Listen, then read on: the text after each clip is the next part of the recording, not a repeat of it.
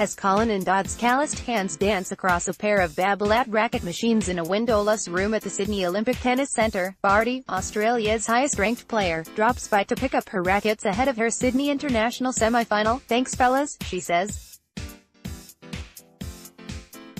"Other players are harder to please."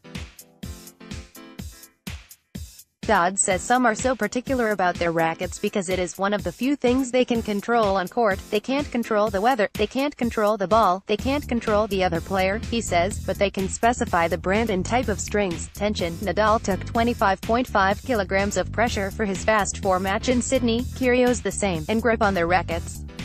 Some players are exceptionally finicky. Colin, who owns the strung-out tennis shop, remembers stringing for Austrian former world number 1 Thomas Muster, who demanded his rackets be put in the freezer after being strung to keep their tension. As the weather shifts, so does the amount of pressure players require. When it gets hotter, most players want tighter strings, and looser ones when it cools. In Melbourne and Sydney, where storms can roll over matches in minutes, stringers sometimes have to work very quickly to make that happen. You'd generally see a ball kid run off the court, Dodds says. They run straight in here and hopefully the player has told them the tension.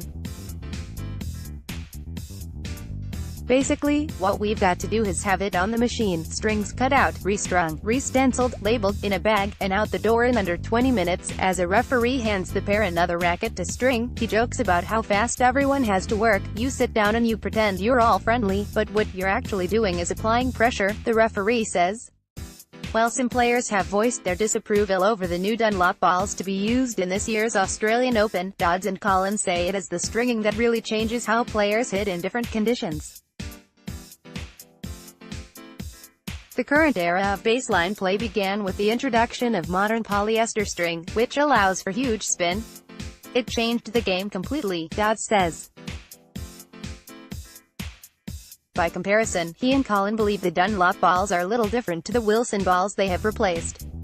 The pair work hard over the tournament. Dodds estimates they will string over 700 rackets across days that can stretch to 21 hours.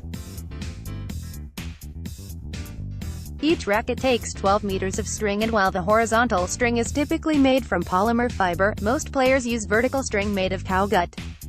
It takes 3 large cows' intestines for a single set of natural gut string. Dodds says Babolat, a French tennis company, is the Ferrari of cow gut tennis strings. Top-line natural gut strings can cost up to $120 per racket, without the labor costs of installing them. So although the stringers do not mind when a player smashes a racket on court, Dodds and Colin say they find it a bit heartbreaking when a racket comes back to be restrung having never been used. But the best feedback for the pair is none. "Oh, you were here," Dodds remembers a tournament official saying at the end of the 2018 Sydney International.